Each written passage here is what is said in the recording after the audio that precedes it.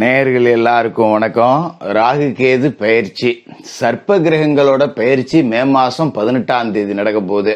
அதாவது ராகு விஷப்பாம்பு மீனராசியிலிருந்து கும்பராசிக்கு வரப்போறாரு. கேது விஷமற்ற பாம்பு, ஒரு தண்ணி பாம்பு அப்படின்னு வச்சுக்கலாம், அவர் கன்னி ராசியிலிருந்து சிம்ம ராசிக்கு வரப்போறாரு. அதாவது காலசக்கரத்தோட லாப வீட்டுக்கு 11வது வீட்டுக்கு, காலபுருஷனுக்கு 11வது வீட்டுக்கு விஷப்பாம்பு ராகு வரார். அப்படிங்கறதால எல்லா ராசிக்காரர்களுக்குமே ராகு கொடுக்கக்கூடிய ஒரு பொன்னான வாய்ப்பு, இது கடைசி வாய்ப்பு அப்படின்னு கூட எடுத்துக்கலாம். ஏன்னா இன்னும் 18 வருஷம் ஆகும் இந்த காலபுருஷனோட 11வது வீட்டுக்கு ராகு வர்றதுக்கு. அப்படிங்கறதால இது ஒரு பெரிய பொன்னான வாய்ப்பு, கடைசி வாய்ப்பு. உங்க வீட்டுல எந்த ராசிக்காரர்கள் இருந்தாலும் அவர்களோட பலாபலன்களுக்கு இந்த ராகு கேதுக்கள் என்ன செய்ய போகுது அப்படிங்கறத ரொம்ப துல்லியமா உங்களுக்கு கொடுக்குறேன். அவசியம் பாருங்க. இந்த வீடியோவை பார்த்தீங்க அப்படின்னா இதுல இருக்கக்கூடிய விஷயங்களை தொடர்ந்து நீங்க ஃபாலோ பண்ணிட்டு வந்தீங்க, இதுல இருக்கக்கூடிய பரிகாரங்களை செஞ்சீங்க, இதுல இருக்கிற மாதிரி நடந்துக்கிட்டீங்க அப்படின்னாலே மிகப்பெரிய யோகம் அப்படிங்கிறது இந்த 1.5 வருஷ காலகட்டத்தில் உங்களுக்கு வரும். அதனால வீடியோவை கொஞ்சம் தயவு செய்து நிதானமா கேளுங்க. கடகராசிரேயர்களே, ராகு கேது பயிற்சி 2025, அதாவது கடகராசிக்காரர்களை பொறுத்த வரைக்கும் 2025 எப்ப வருது அப்படின்னு காத்துக்கிட்டு கிடந்தாளுங்க. ராகு கேது பயிற்சியை விட அவங்க முக்கியமா பார்த்தது மார்ச் மாசம் 2025 வரப்போற சனி பயிற்சி அப்படிங்கிறது தான். ஏன்னா அஷ்டம சனி அப்படிங்கிறதுல படாத பாடுபட்டாங்க, வெளியே சொல்லவே முடியாது, கதவை சாத்திக்கிட்டு சத்தம் கேட்காம அழுதுக வேண்டியதுதான். அந்த மாதிரியான நிலை அப்படிங்கிறதுல தான் இருந்தது. என்ன காரணம் அப்படின்னா, எதிராளிகள் வந்தால் சமாளிச்சிடலாம், எப்பேற்பட்ட விரோதியாக இருந்தாலும் சமாளிச்சிடலாம், எப்பேற்பட்ட பிரச்சனை வந்தாலும் சமாளிச்சிடலாம். ஆனால் குத்துறவன் பூரான் முதுகுலியாக தான் குத்துறான், குத்துறவன் பூரான் சொந்தக்காரனாக தான் இருக்கான், குத்துறவன் பூரான் நண்பனாக தான் இருக்கான், எனக்கு எதிரியே கிடையாது, ஆனால் எல்லா இடத்துலையும் துரோகிகள் அப்படிங்கிறவங்க இருக்காங்க அப்படிங்கிற மனநிலையில தான் இந்த அஷ்டம சனி அவங்கள பிதுக்கி எடுத்துருச்சு அப்படின்னே சொல்லலாம். கடகராசிக்கார சட்டையை கழட்டி பார்த்தா முதுகு பூரா புண்ணா இருக்கும், எல்லாம் முதுகில் குத்தப்பட்ட காயங்கள் அப்படிங்கிறது தான். அப்படிப்பட்ட கடகராசிக்காரர்களுக்கு சனிப்பெயர்ச்சி வந்த உடனே ஒரு மாற்றம் அப்படிங்கிறது வந்துடுது. மார்ச் 29 அதுக்கு நம்ம சனிப்பெயர்ச்சி பலன்கள் தனியாக கொடுத்துட்டோம். இப்போ ராகு அஷ்டமத்துக்கு வராரு ஜோசியரை. ராகு இது வரைக்கும் 9ல் இருந்தாரு, இப்போ 8க்கு வந்துடுறாரு ஜோசியரை. அஷ்டமத்தில் போய் ராகு மாட்டிக்கிட்டாரு. இப்போதான் அஷ்டமத்து சனியிலேருந்து விலகினேன், மறுபடியும் அஷ்டமத்தில் ராகுவா? கடகராசியில் பிறந்தது ஒரு பாவமா? அஷ்டமத்தில் ராகு இருந்தால் பயங்கர கஷ்டம்னு சொல்கிறாங்களே எல்லாம், நீங்கள் என்ன சொல்கிறீங்க ஜோசியரை அப்படின்னு கேட்கலாம். அதாவது அஷ்டமத்தில் ராகு எவனுக்கு இருக்கோ அவனை தேடி தேடி வேலைக்கு வச்சுக்கோ அப்படின்னு சொல்லுவோம். 8 மடங்கு சம்பளம் கொடுத்தாலும் பரவாயில்ல, 8ல் ராகு இருக்கிறவனை கூப்பிட்டு பக்கத்தில் வச்சுக்கோ அப்படிங்கிற மாதிரி. ஏன்னா 8ஆம் இடத்துல ராகு இருக்காரு அப்படிங்கிறது எதிர்பாராத வருமானத்தை கொடுக்கும். நீங்கள் நினச்சி பார்க்க முடியாத தொகை அப்படிங்கிறது உங்களால் ஈட்ட முடியும். ஆனால் ஒரே ஒரு குறை என்ன அப்படின்னா, உங்களை விட உங்கள் பக்கத்தில் இருக்கிறவனுக்கு தான் அது அதிகமாக பயன்படும். அப்போ இந்த 8ஆம் இடத்துல இருக்க ராகு உள்ளவனை அதுக்குதான் வேலைக்கு வச்சுக்கங்கிறது. அவன் வேலை செஞ்சால் நமக்கு சம்பாதிச்சு கொடுத்துருவான், நம்மகிட்டேருந்து 10 ரூபா அவன் வாங்கிக்குவான் அப்படிங்கிற மாதிரி. அப்போ உங்களை சுற்றி உள்ளவங்களை எல்லாத்தையுமே நீங்கள் சந்தோஷமாக வச்சுக்க போகிறீங்க, குடும்ப உறவுகள் எல்லாத்தையும் சந்தோஷமாக வச்சுக்க போகிறீங்க, நட்பு வட்டம் ரொம்ப சந்தோஷமாக இருக்கும். உங்களை சுற்றி இருக்கிறவங்க எல்லாமே உங்களை ரொம்ப மதிப்பாங்க, பா இவனை போய் நம்ம விட்டோமப்பா அப்படின்னு. ஏன்னா அஷ்டம சனி காலகட்டத்தில் நீங்கள் பட்ட கஷ்டத்துக்கு ஒருத்தன் கூட உங்களை திரும்பி பார்த்துருக்க மாட்டான். எங்கடா போன் அடித்தா காசு கீசு கேட்பாங்களோன்னு போனை கூட எடுத்துருக்க மாட்டானோ, நம்மளை பார்த்துட்டு பார்க்காத மாதிரி தலையாச்சிட்டு போடுவானோ, அப்படி நம்மளை உதாசீனப்படுத்திட்டு போனவங்க கூட இப்போ நம்மளை ஏன்டா பகைச்சிக்கிட்டோம், இவங்க கூட நெருக்கமாக இருந்திருக்கலாமோ அப்படின்னு வருத்தப்படக்கூடிய அளவுக்கு உங்களை சுற்றி இருக்கிறவங்கள நீங்கள் வாழ வச்சு ஒரு கிங் மேக்கராக இருக்க போறீங்க அப்படிங்கிறது தான் இந்த அஷ்டமத்து ராகு. அதோட முக்கியமான விஷயம் அப்படின்னு பார்த்தீங்கன்னா, எதிர்பாராத அதிர்ஷ்டம் அப்படிங்கிறது நிறையா இருக்கும். இது எப்படின்னா குருட்டு சொத்து சேர்க்கை அப்படிங்கிறது இருக்கும். 8ல் ராகு இருக்கு அப்படின்னா வாரிசு இல்லாத சொத்து கிடைக்கும், எங்கேயாவது சொந்த பந்தத்தில் வாரிசு இல்லாத சொத்து கிடைக்கும், இல்லைன்னா பணம் கீழே கிடந்து எடுக்கலாம், ஒரு பவுன் சங்கிலி கீழே கிடந்ததுன்னு எடுக்கலாம்.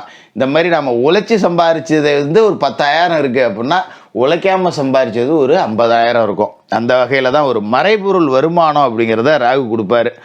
அதாவது 8ஆம் இடம் அப்படிங்கிறது மரணம், மர்மமான விஷயங்கள், உயில், உங்களோட ஆயில், இது எல்லாத்தையும் குறிக்கக்கூடிய இடம்.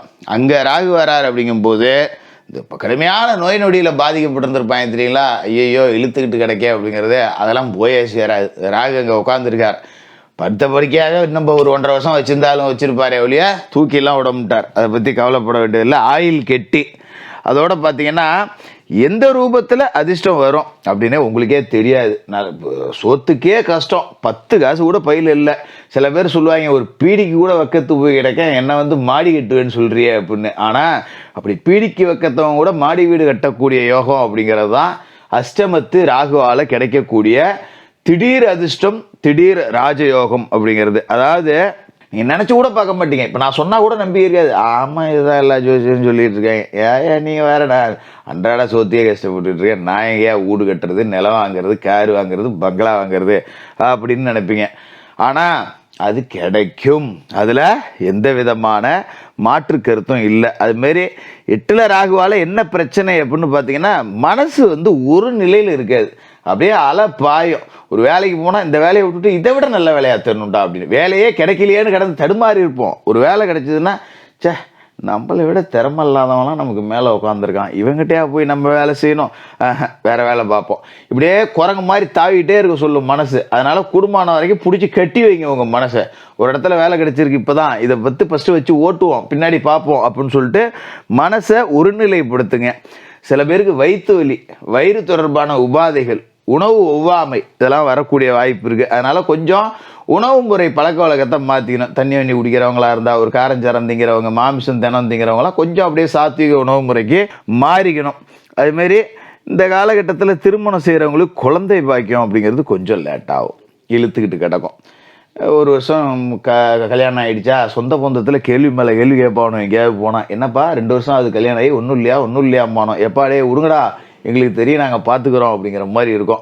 கொஞ்சம் குழந்தை பாக்கியம் லேட்டாகும். இந்த ராகு கேது பயிற்சி காலகட்டத்துக்கு பிறகு குழந்தை உண்டாகிறதுல சில தடை தாமதங்கள் இருக்கும். சில பேருக்கு அபாசனம் ஆனாலும் ஆகலாம், அதை பற்றி கவலைப்பட வேண்டியதில்லை.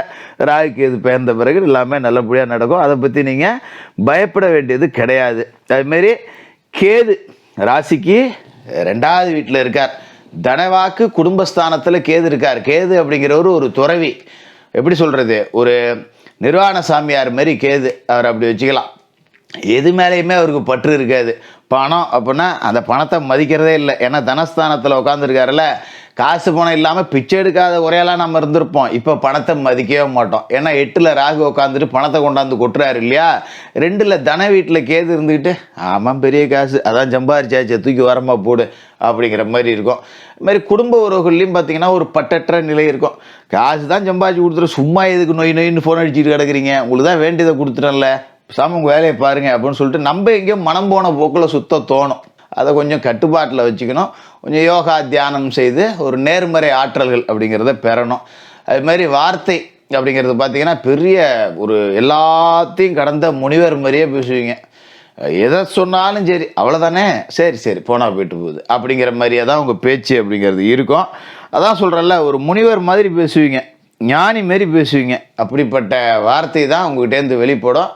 யாராவது வந்து ஒரு நல்லா இருக்கியாப்பா அப்படின்னு கேட்டால் அவனுக்கு 1/2 மணி நேரம் கிளாஸ் எடுக்கிறது. ஐயோ இவன்ட்ட மாட்டினோம்னா அவ்வளோதான்டா அப்படின்னு சொல்லிட்டு நம்மள்ட்ட பேசவே பயந்துட்டு ஓடுவாங்க. அந்த அளவுக்கு பார்க்குறவங்கெல்லாம் போட்டு 1/2 மணி நேரம் பேசுறது, 3/4 மணி நேரம் பேசுறது, இதெல்லாம் கொஞ்சம் குறைச்சிக்கணும். அடுத்தவங்களுக்கு அட்வைஸ் பண்ண சொல்லும். இப்போ தான் வாழ்க்கைங்கிறது இது அப்படி தான் ஆரம்பிப்பீங்க. எப்பாடே ஆளை விட்டுறா அப்படின்னு எல்லாம் ஓடுற அளவுக்கு பேசுவீங்க. அதனால் கொஞ்சம் வார்த்தைகளில் நிதானத்தை கடைப்பிடிங்க. மற்றபடி பார்த்தீங்கன்னா இந்த காலகட்டத்தில் உங்களோட ராசிக்கு விரைய வீட்டில் குரு வருவார், சொந்த வீடு கட்ட வைப்பார், சுப விரைய செலவுகளை தான் கொடுப்பார். அதனால் நீங்கள் கவலைப்பட தேவையில்லை. காசு பணம் கொளிக்கக்கூடிய ஒரு அற்புதமான பயிற்சி ராகு கேது பயிற்சி. சனியும் அற்புதமான பாக்கியஸ்தானத்துக்கு போயிடுறார். மிக அற்புதமான பல நன்மைகள் அப்படிங்கிறத கொடுக்கக்கூடிய உன்னதமான பயிற்சியாக இந்த ராகு கேது பயிற்சி இருக்கும். கடகராசிக்காரர்களுக்கு வாழ்த்துக்கள்.